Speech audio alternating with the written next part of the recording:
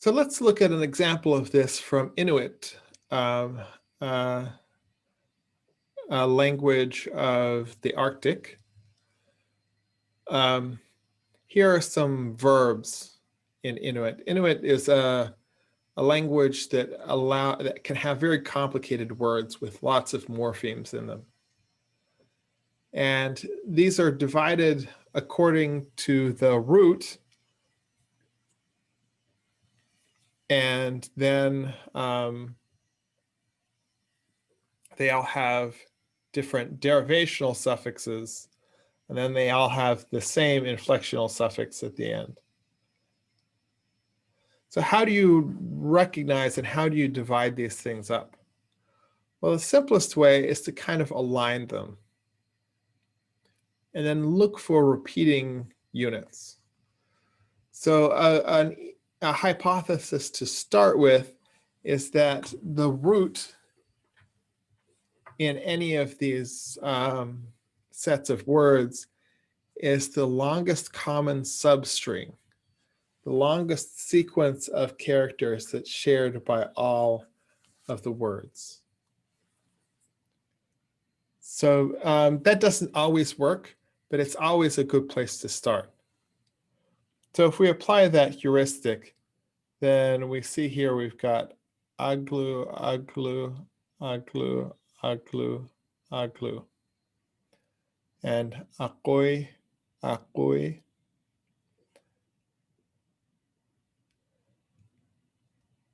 iglich, glichti,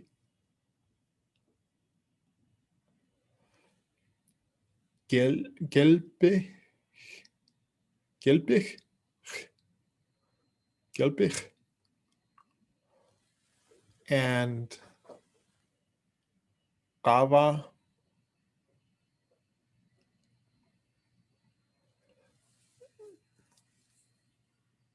Guima, except this is actually different from this. So it's probably just Guim, Queen, Queen. And Shinya Nakta.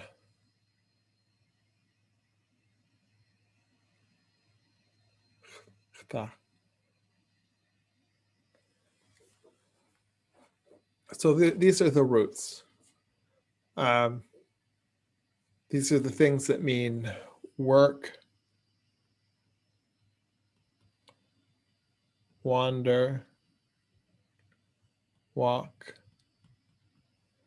make holes, sleep, swim, and ring. And then we can see throughout the data, we have all of the data the glosses start with she. And all of the data end with quk. Now, in fact, as I understand it, quk doesn't just simply mean she, it means third person. So it's like he, she, or it, but it's he or she. But we can identify that in all of the forms. So that leaves this intermediate portion. And that seems to be what adds the extra pieces of meaning, like begin or be intermittent or stop or rarely. So these seem to be derivational morphemes, these things in the middle, like kata, ka, and so on.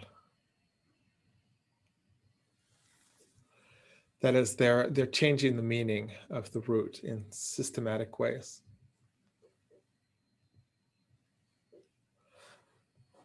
So here it is segmented up according to the analysis that we just did, the simple analysis.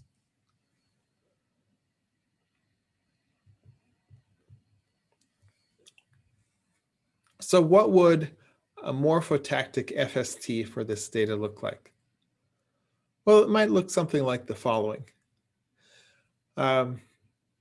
simplified. So we have two different roots. And of course, we have a lot more roots than that. They would be connected between Q0 and Q1 in the same way.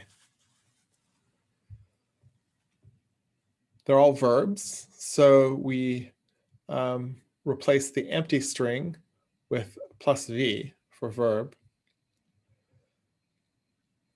And then we have various different options. One option is that we don't add anything derivationally. We just go to the straight to the inflectional ending quk, third subject, singular subject. But we could also add ga-ta, which means intermittent, or mse, which means inceptive. That's a kind of aspect, meaning something viewed from the beginning. Aspect is often considered to be inflectional, but there's a kind of a gray area, or there's a continuum between derivational kind of aspect that really changes the meaning of a verb, and inflectional aspect, which is rather like tense, only organized around the internal structure of events. So it distinguishes aspect from tense rather than the external structure of events, like where they occur in time relative to the time of speaking. That's tense. How the event is structured, that's aspect. So this allows us to get forms, to parse forms like gava,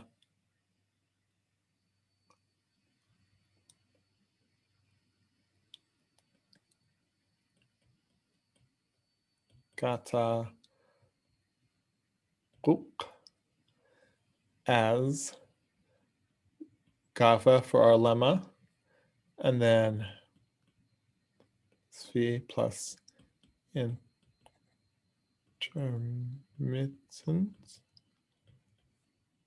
plus 3 subj plus singular subj.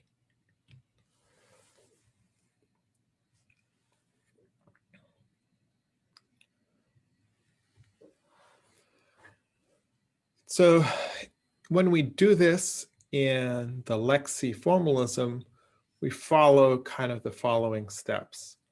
First, we need to declare multi-character symbols. So each of these, what look like strings, each of these features should actually be treated as a single symbol. And in order to get lexi to do that, we start off the file by declaring that these are multi-character symbols. And everything works out better if you do that. Because you don't want to manipulate them as strings, you want to manipulate them as total units.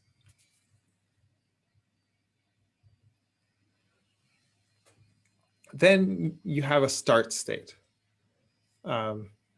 If we go back to here,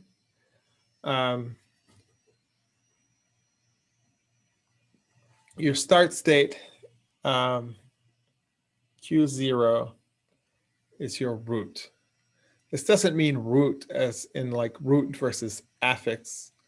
This means root as in the root of the FST. So we have a lexicon, it calls it. We declare a lexicon root. And these are the transitions away from Q0, basically.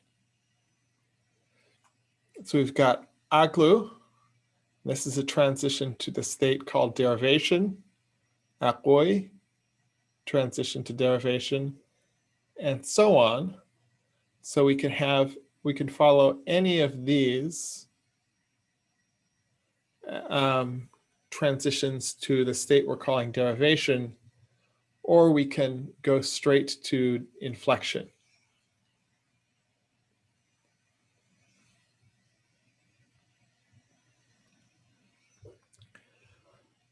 So here's the lexicon for derivation. These are the states that leave derivation, some of them. So for example, we've got inceptive. Note that inceptive is on the upper side. And then on the lower side, the colon, we've got kata.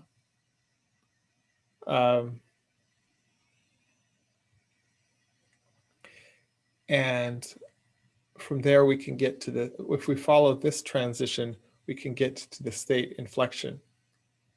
And the same with all of these others.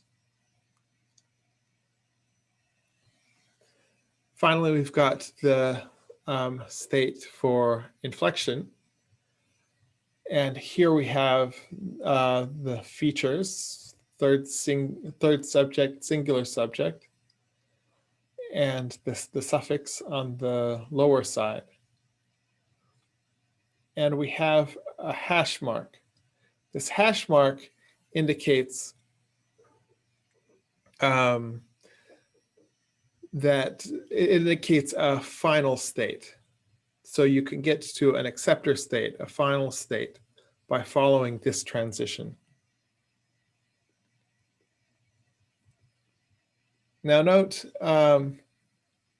the line lexicon doesn't get a semicolon, and multi-char symbols doesn't get a semicolon, but each of the individual transitions gets a semicolon. So to put it together, we save everything in Inuit.lexc, and then in XFST, in FOMA, we go read lexc from Inuit.lexc. Then we define verbs, and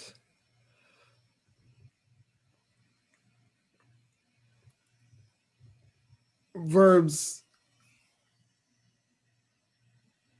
is a regular expression.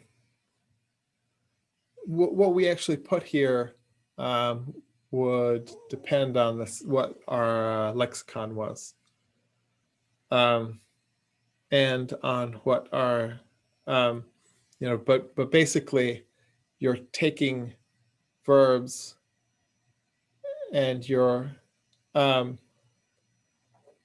me back up a little bit. So when you say define verbs, that is loading the morphotactic FST that you've just read onto the stack into the regular expression named verbs. Then you can read regex verbs composed with any spelling rules or phonological rules, and you get a transducer that does